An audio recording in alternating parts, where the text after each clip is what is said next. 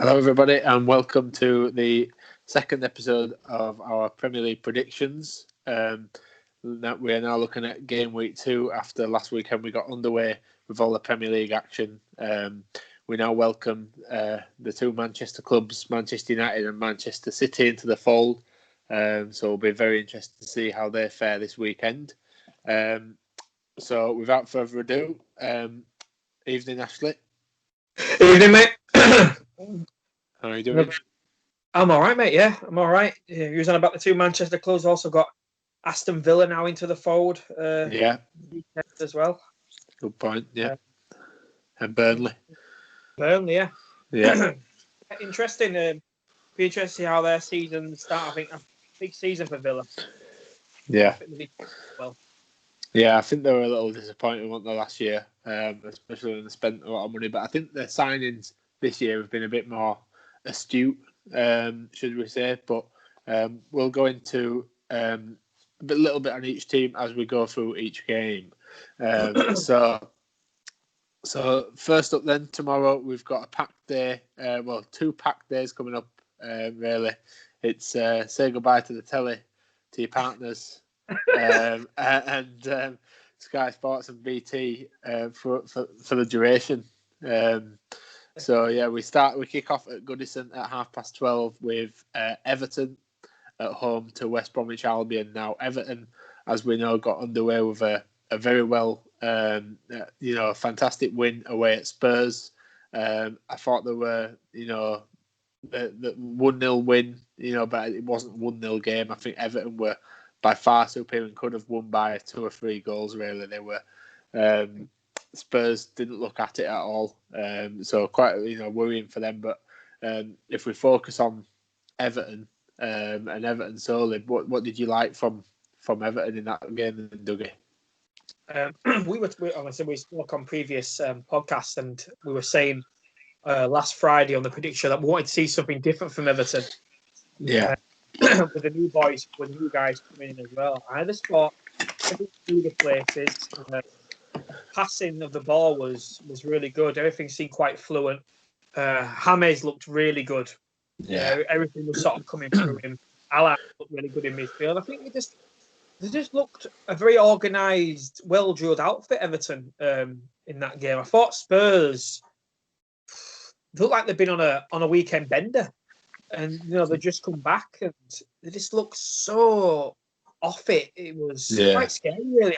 They actually looked. And Harry Kane got no service whatsoever in the game. Yeah, absolutely none. I think Calvert-Lewin picked up, some of the good stuff that he'd done last season as a focal point. And I think what always fascinates you is that I think under Koeman he played him at right back for quite a while, didn't he? Which and now he's that sort of target man striker, and I think Ancelotti's done a lot of work with him to make him a focal point in their attack. He's good in the air, isn't he? Yeah, but like you say, James Rodriguez, he just hit the ground running, didn't he? And it just shows you what a top player is, and I think they'll do well again this weekend. West Brom. They were at home to Leicester last week, and they kept them level for quite a while, but without really threatening themselves. It always seemed a matter of time until Leicester's quality shone through, which it did in the end, in a comfortable 3-0 away win. West Brom had a good start, actually. I watched the game, and they had a good start. They looked quite on it in the first sort of 10-15 minutes, but you could just see Leicester were slowly just getting to grips with the game, and then you thought when they got to grips with it, they take over. Yeah, West Brom, it started as we all expected it from them. Tough start to life back in the Premier League for Bilic and West Brom. But like you say, you saw some good things from them. They looked like they had some good ideas, and they were able to hold Leicester for a while. But I think their fans will have been looking for a bit more intent, really, to take the lead. But so going ahead with this one, you can start us off then, Dougie. How do you think this one's going to go? Yeah, I'm going to go a home win. I'm going to go 2-0 Everton. I think they'll pick up again from where they left off. Yeah.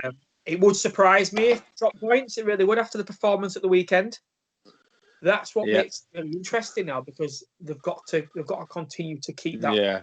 They've got to show consistency, haven't they, this season? Yeah, They've struggled to do. West What's that story? West Brom can't do any worse. So no. So yeah, early kickoff. I think I'm going to second that. I've gone Everton 2, West Brom 0 also. So I think I'm going to put it out there. I'm James Rodriguez to score. I've put him in my dream team. So I think you'll see this season that Everton have that bit of quality. I think last season will have been a little bit of Ancelotti going in there and seeing what he's got and getting a few good players in gradually, bedding them in and seeing where they go. But they did some really good stuff, and it must have been refreshing for Everton fans last week. So yeah, I think it will be a fairly comfortable home win for Everton. Yeah, totally agree. Yeah. So next up then at 3:00 we've got Leeds United back at Ellen Road in the Premier League at home to Fulham. So two sides who were battling in the Championship last season and now doing battle in the Premier League. Both sides lost in the opening game, but very contrasting fortunes in terms of how they played and what they could take from the game, don't you think? Yeah, two totally different games. I think you had a team who looked very nervous. In Fulham, I think they looked very nervous in the game, as if going in there thinking that they couldn't get a result. Yeah, I felt that. Another team like Leeds who thought we're gonna have a go, and they did. And it was a crazy game. And full marks to Leeds United. I thought they played really well, but the season is, as I said last week, the season isn't going to be defined by playing the big teams. This game, for me, is more important than the game they had against us. Yeah, they must win. So it's a big game. I think it's a massive game for Leeds. Massive because to get started now. They've had the game against away. Let's get the season started. Because I think a lot of people said that it was a bit of when the fixtures came out, everyone said that it was a bit of a free swing for Leeds, and I felt like they treat it a bit like that. Not to devalue any of the work they do and any of the work that they do under Bielsa, because obviously they play a certain way and it caused problems for Liverpool. But I do agree. This is the game this weekend where I think Leeds fans will be expecting them to win, and looking at how both sides played last week, I think you'd have to put Leeds down as favourites. I mean, they beat Fulham comfortably at home last season, but on the other hand, Fulham do have a lot of quality players still at the disposal. I think just looking at Fulham a little bit, they just didn't lay a glove on Arsenal, and it just seemed like a gulf in class in that game. I haven't watched an Arsenal game for a while where there hasn't been a period in the game where you feel like we've got to get through this period a little bit. It was just I think we said it last week about the fans not being there, and that sort of thing lifts the teams who have just come up. That's what that's what lifts them against the bigger teams. It gives them that 12th man, and they didn't have that. So it were a bit of a level playing field, and Arsenal just outclassed them, unfortunately, for Fulham. Arsenal were really good at the weekend. I think they didn't have to get out of first gear. I think Arsenal so many different gears, but I think by the time Gabriella got the second, you sort of just knew that was it. Yeah, Fulham just didn't really have anything else to offer, did they? They were looking forward to next week, I think. So I'll go for first with this one. I'm going to say another home win. I'm going to say Leeds 2, Fulham 1. So I think it might be a tight affair, though. I think it might be I don't think it will be as plain sailing this summer seeing it. Yeah. Well, I'll second that, T. I've gone for a Leeds win as well. I sort of think that it'll be a bit more comfortable. I've gone for a 3-1 win. I think Leeds will have chances, and I think take them this time. And I think Fulham will get a goal, maybe a consolation. Yeah. Rodrigo's in my fantasy team, so I'm hoping Yeah. he gets the goal. So I'm going to go Rodrigo to score first. Yeah. Well, I think maybe I do think, and we've seen this before with Bielsa and how how he beds new fresh players into his team. He very much you do see them on the bench for quite a while. We saw it with Nketiah and Augustine last season, that they don't really jump straight into the starting team. They'll have to really prove himself. I think he played midweek. He started midweek, did Rodrigo. But he will have a battle just to displace Bamford, because obviously Bamford scored last week. Yeah, with a lot of thingy Bamford, shouldn't he? Should be really up for it now. A lot of confidence. Yeah. So both went for home wins. So then on to 5:30. Manchester United enter the fold in the Premier League after securing third place in the Champions League for this season. It sounds like not a happy camp off the pitch, though.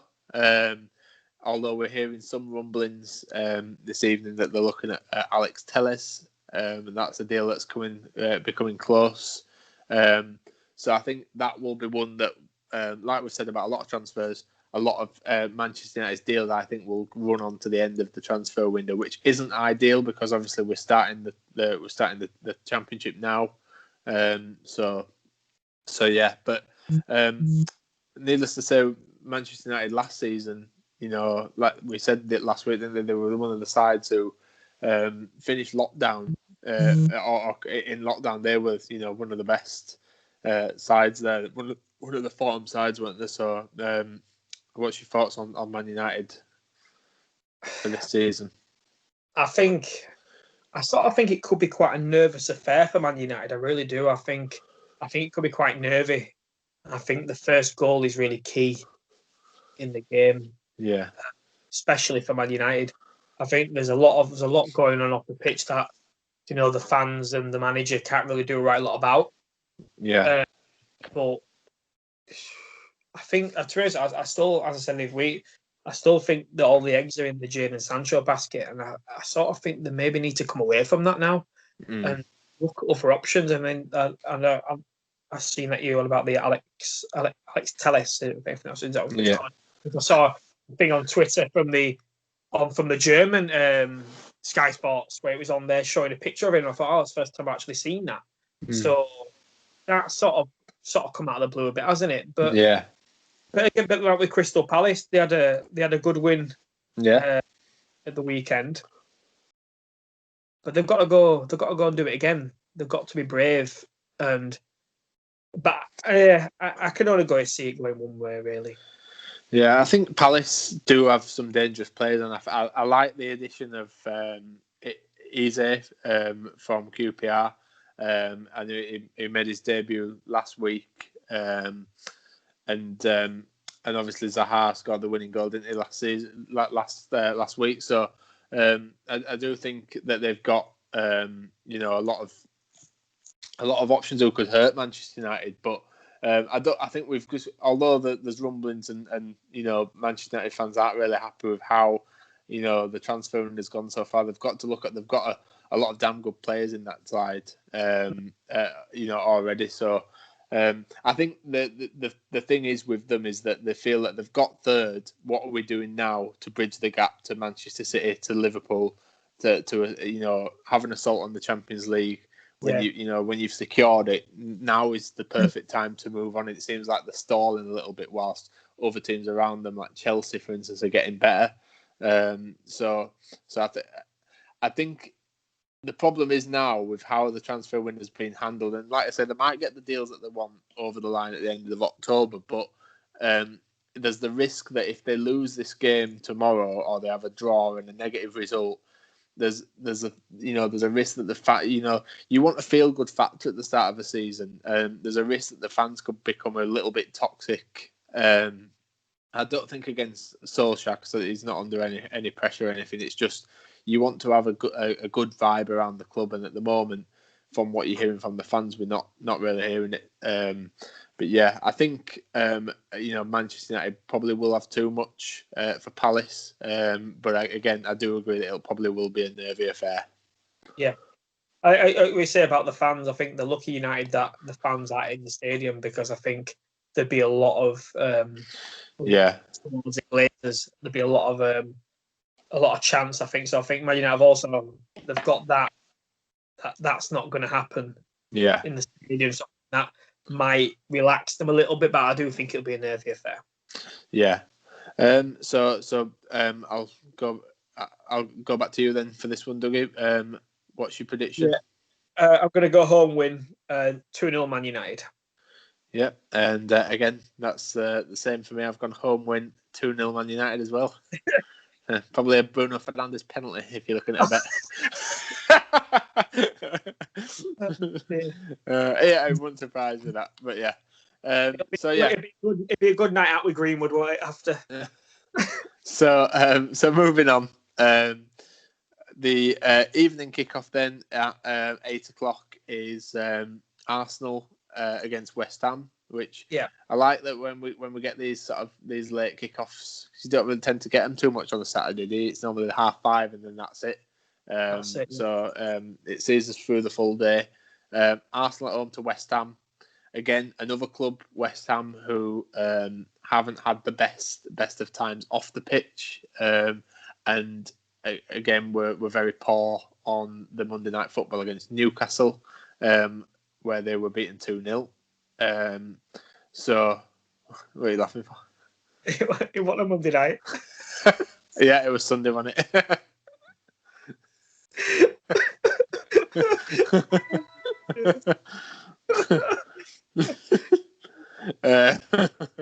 They still what they would if it was on the Monday night. No, yeah. So yeah. So anyway, just moving forward. West Ham weren't great against Newcastle. It was a comfortable win for them on Saturday night. So this is what I mean. These Saturday night games, I'm getting they're giving me major Monday Night Football vibes. So that's why I'm getting it mixed up. Then vibes are back. West Ham weren't great. Been a little bit of negativity off the pitch and everything with the whole Twitter. Arsenal looked, firing on all cylinders and looked like they've carried forward the end of last season into this season, which is good for them.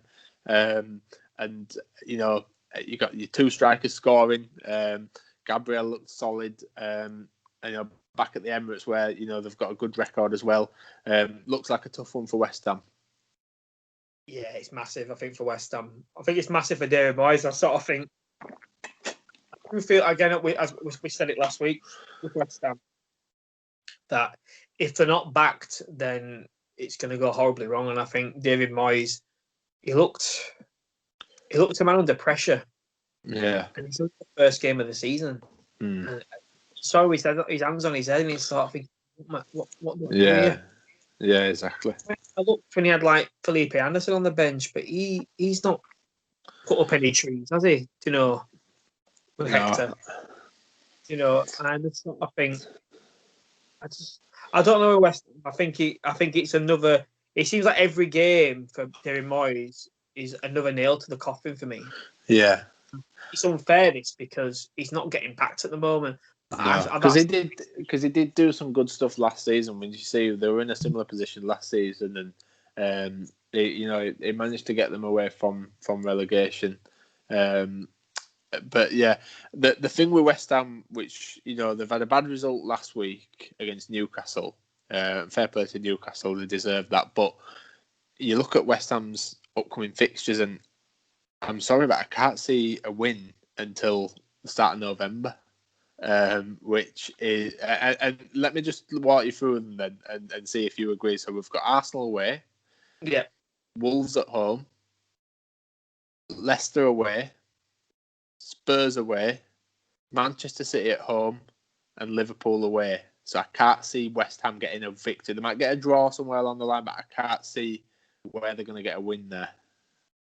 And that for me, that worried that means that they could quite they could get a win. I'm not saying they couldn't probably beat us now, but but what I'm saying is if they go through, that's 1, 2, 3, 4, 5, 6. That'd be 7 games. They could easily lose 7 games in a row, and then you're up against it already.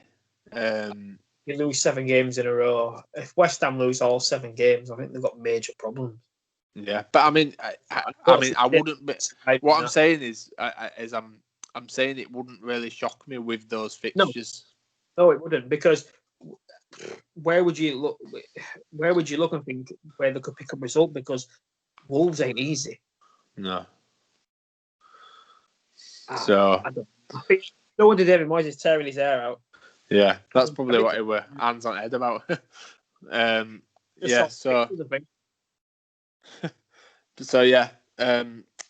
Problems for West Ham, and I think Arsenal will more than likely compound that.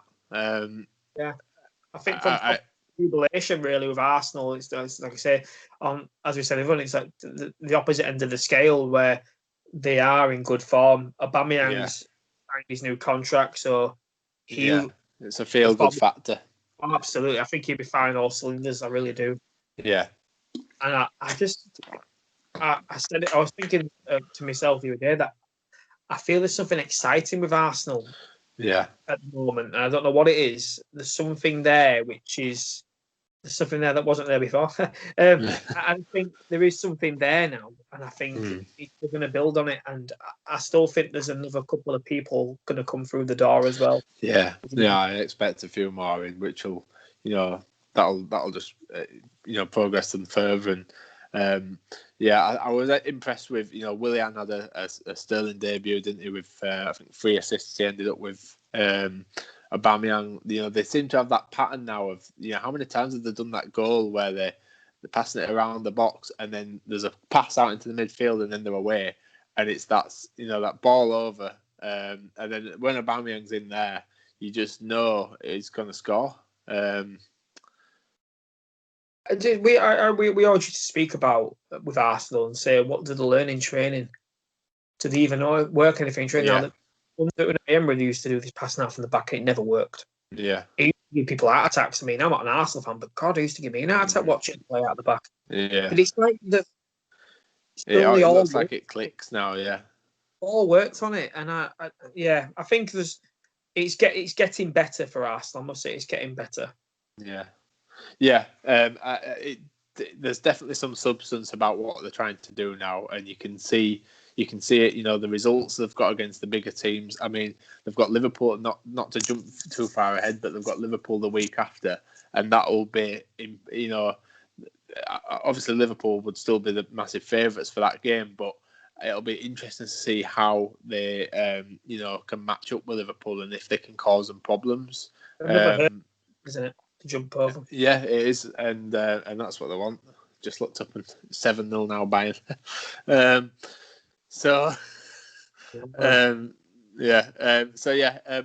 I'll go first with this one. I'm going to say Arsenal 3, West Ham 1. I think West Ham might get one. But yeah.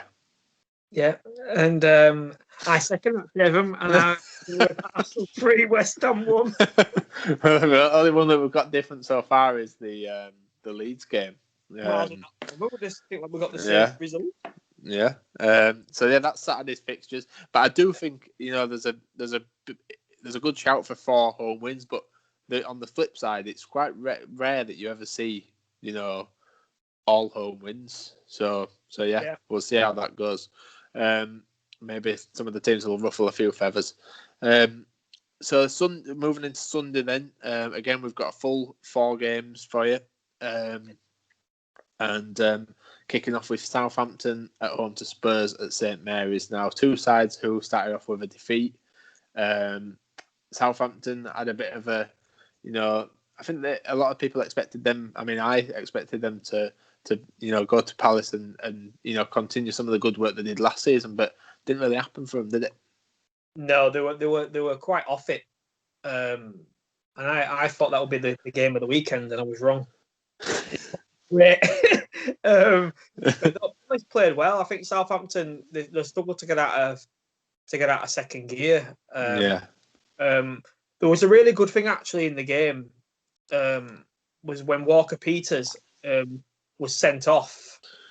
Not say that's a good thing. He was sent off, but then the ref looked at went to the screen, didn't he? Yeah. Changed his mind, and I didn't think it was red. Anyway, when I first saw it, I didn't think it was red. But I actually like that they're actually going. They've been told to go.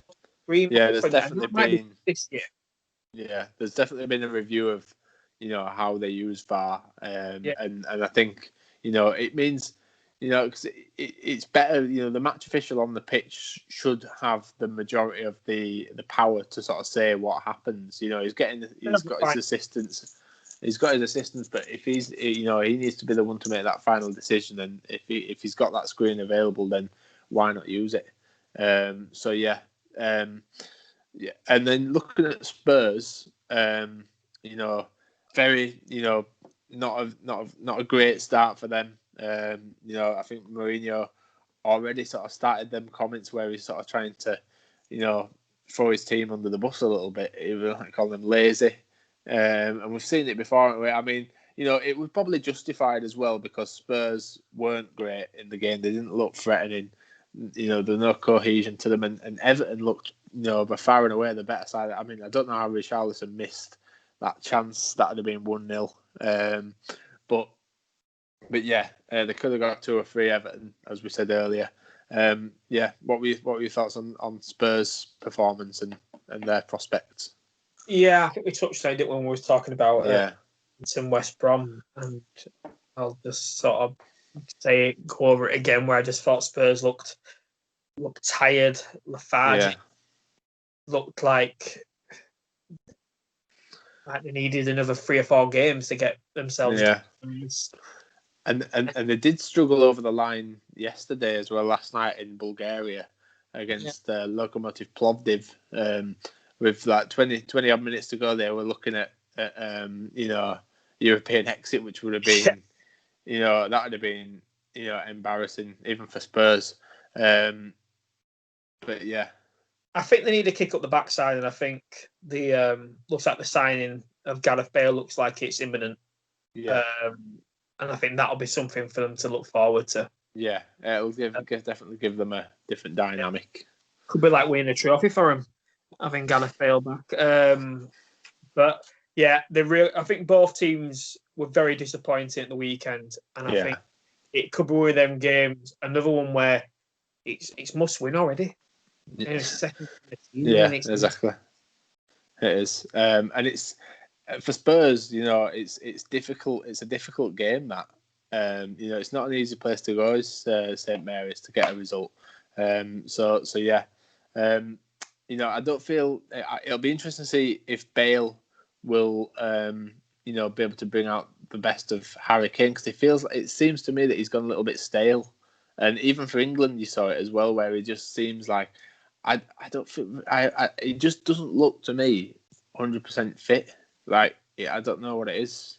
Yeah, I think it looked like he was rushed back at the end of last season, because I think they were saying before lockdown, before any of this happened, that they didn't think that he'd make the Euros. Mm. And again, it's like he was rushed back because they needed him. Yeah. Then he's not had much of a break, because then suddenly the Euros, the Nations League's coming, and then you're right back to the Premier League again. When is he ever going to get a break, apart from when he's injured? Yeah, exactly. When is he ever going to get a break? Yeah. If you'd like to start us off then with the prediction for this one. Yeah, I'm going to go a bit of a stalemate, really. I'm going to go 1-1. All right. Well, we've got a different result this time, because I'm going to go. I think Mourinho will give them a bit of a kick up the backside. Like you say, they've got Bale coming in. They've got mentioned to Sergio Reguilon as well, who they've pipped Man United to, just because Manchester United didn't want to take the conditions of having the buyback clause for Real Madrid. Which you can understand. I think you can understand Man United's stance on that. Absolutely, I would want it. It seems like a glorified loan, really. So, but yeah, a good signing for Spurs, and I'm sure he'll do well for them. But I'm going to go Southampton 1, Tottenham 2. I think it'll be an away win. Lovely stuff. So then we've got afterwards we've got Newcastle and Brighton at 2:00. Newcastle, of course, got a good away win. I think it's the first win on an opening day since 2012. I think I read somewhere for Newcastle. Good for them, and maybe a good omen for the season, because they've had a turbulent summer with the failed takeover and all the sort of bitterness towards that. But they have made some fairly astute signings, and they Wilson, Hendrick both got debut goals, didn't they? So, what's your thoughts on Newcastle? I actually watched the game. I actually thought they were bright. Yeah. It was nice to see Andy Carroll play pretty much nearly a full match. I did laugh because on the show on Friday I said, I'm looking forward to seeing Jamal Lewis's deal over the line, and he were playing.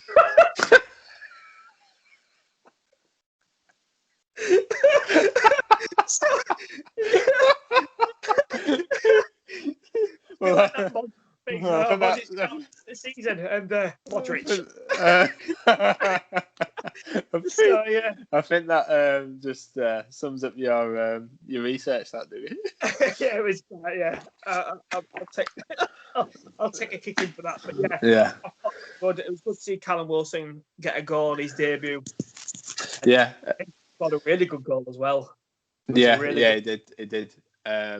I just think the three good additions then for Newcastle, 4 including Jamal Lewis. But yeah, they good additions and Premier League proven players who've done well in the Premier League. It's something that they've needed, because I think Newcastle hadn't got enough of those players recently. The signings have been people you've not really heard of. I think they've still got Sam Maximan, which is is a good player for them. Brighton, on the other hand, it was a tough ask for them, a tough opening day. I thought Brighton didn't do badly, to be honest. No. I think they were a little bit unlucky to lose by that scoreline, and I thought they did better than I expected, to be honest. So yeah, oh god, it's 8-0.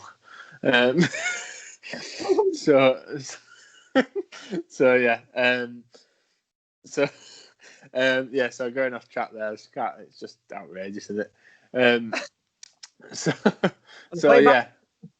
What's that? In Barcelona. So yeah, Brighton, Newcastle. Thoughts on this one then, Dougie? Yeah, like I said, I felt sorry, Brian. I mean, if Lewis Dunk puts that header away, it's 2-2. Yeah. Or does it have 2-2 or 2-1, 1-2? Anyway, I thought Brighton they had a good win in midweek against Portsmouth in Carabao. So I think that, but yeah, I just think it'd be quite a good game actually. Quite a good game. Yeah, it's two. But you'd maybe say evenly matched sides. So yeah, I'm going to go with again, tight game, tight affair, and I think it will be Newcastle 1, Brighton 1. Yeah. I sort of think that it'll be. I think somebody will win it. I can't see it not being a draw. So I'm going to go Newcastle 1, Brighton 2. Oh. Just because I think Brighton were unlucky, and I think they'll get the goals back. And I think Newcastle might have one of them games where they're a bit poor, and I think they'll lose. Yeah. I just think Steve Bruce has got them a bit more solid at home, Newcastle. Yeah. But yeah, I did like some of the stuff that I saw from Brighton, so I think 1-1. Good that one. Yeah, they do. So yeah, and then we've got the big one then, the first clash between the two of the big six, Chelsea and Liverpool, and that's at 4:30 at Stamford Bridge. Now, Chelsea, I think people expected them to light the house on fire on Monday. They did win, comfortably in the end, but it wasn't as easy as the scoreline suggested, I don't think. They had moments defensively. Brighton had quite a few chances. I thought that they could have, got a couple more. So I think, it was definitely the age-old thing of last season where they looked a bit weary defensively and that you could cause them problems. How did you see it, Dougie? Yeah, as you said, they didn't. We thought they were going to be. They will come out of the blocks. Chelsea and really put Brighton to the sword, and they didn't do that. I thought defensively they still looked very shaky. Again, thought the goalkeeper looked very shaky as well. Yeah. The norm now. Timo Werner, I thought had quite a good opening debut. I thought he looked right. I thought Havertz wasn't really in the game that much. To really have an opinion on him. Like I said, I don't really know a lot about him anyway. So I think as the season goes on, I think you'll see a bit more of him.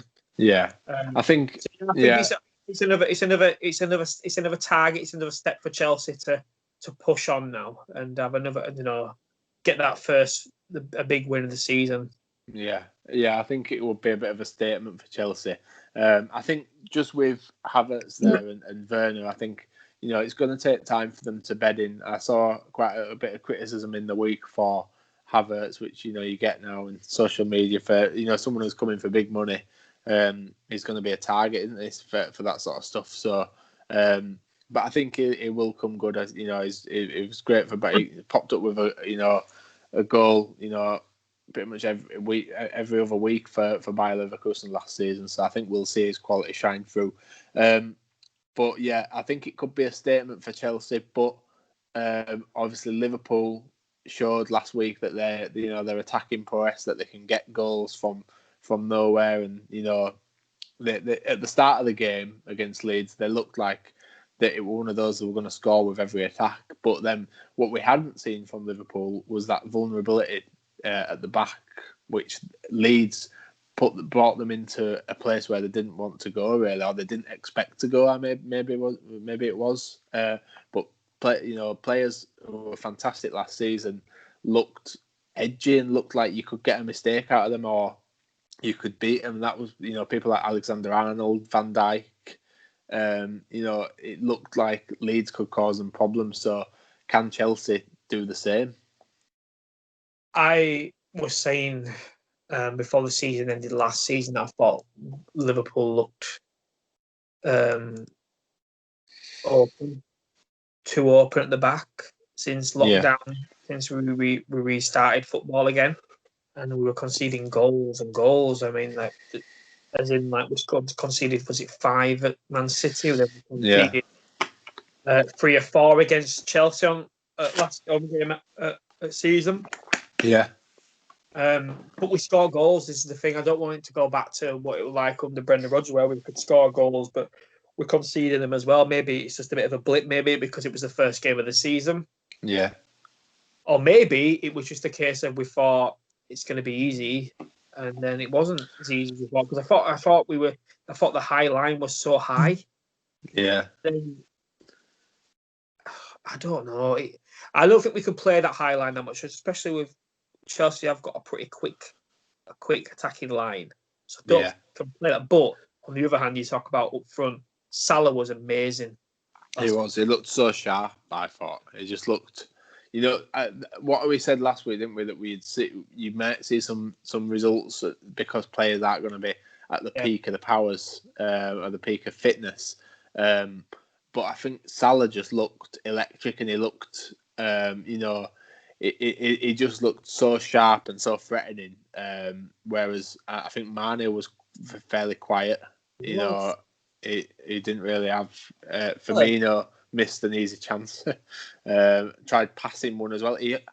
I don't understand this thing about Firmino where he's sort of in on goal to have a shot, and his first thing seems to be to try and find Mane or Salah. And it's like sometimes he needs to get a bit of a killer instinct and go himself. I think he's the least. You just want him to I think people would be shocked if he didn't pass now. Yeah, I know. Um, But he's got that quality to be able to stick it away. And I think maybe it affects his game a little bit. I don't know, but I think going back to Salah, I thought that's the first time I've seen him be like that since that first season he was here, where he wasn't greedy. Everything was a pass. He was passing all the time, and he looked like that Salah. Because last couple of seasons, Salah's been really frustrating for me that he's not passing and he's got try to go himself a lot. And then last weekend, he didn't look like that. He looked more that team player again that we all fell in love with when he first came because he was so different. But now with we're bringing Thiago in now. Hopefully Thiago will be able to play on Sunday. We've got Diego Jota coming in, but I think he'll more be for when we play Lincoln in midweek. So I don't think we'll see him on Sunday. But yeah, I'm a little bit concerned about. I must say, I'm a little bit concerned about the next two games. I think both games going to be very difficult. Yeah, it'd be interesting to see how Liverpool, come out of those two games. But I don't think you just don't get that same feeling as last season, where you were sort of, confident that they were going to, win these games, and they were just sort of rolling on. So yeah, I'm going to ask you for a result for this one, then, Dougie, a scoreline. Yeah, it's I've changed my mind 2 or 3 times, but I'm going to stick with what I've got now. So I am going to go with an away win, but I'm going to go Chelsea 2, Liverpool 3. I think it'll be another high-scoring game between the both of us. Yeah, I think Chelsea's defence will let them down more than our defence a little. Yeah, I do see goals in this one. But I have gone with a draw. I've gone with Chelsea 2, Liverpool 2. So yeah, I think that'll be the game of the weekend, probably. Probably the 0-0. Take that, to be honest with you. Yeah. So yeah, there's a bit of a needle now between Klopp and Lampard, isn't there, about all this about transfers. So it just adds a little bit to it, doesn't it? God, there's always something. There's always something. But like I said, we can't go out and spend millions and millions of pounds. Certain teams can, but I'll see. Right. So then 7 p.m. kickoff is Leicester v Burnley at the King Power, and Burnley, that's their first introduction after they had to sit out the opening week. Leicester ended up with a comfortable win at the Baggies, and how do you see this one going? This one on BBC Sport as well, so free to view. Yeah, I don't think it's going to be a game that it's going to excite me. I don't think it's going to be a game that's going to be full of goals. It'd be interesting how Burnley are going to start. I think over the last couple of years, they've always started quite well on the first couple of games of the season. And Leicester, off the back of the win, they need to go up to kick on again. Yeah, I think it'd be interesting. It's all about how fit Burnley are going to be coming into it. Yeah, but they did have a game in midweek, didn't they, against Sheffield United in the EFL Cup, so that'll warm them up quite nicely.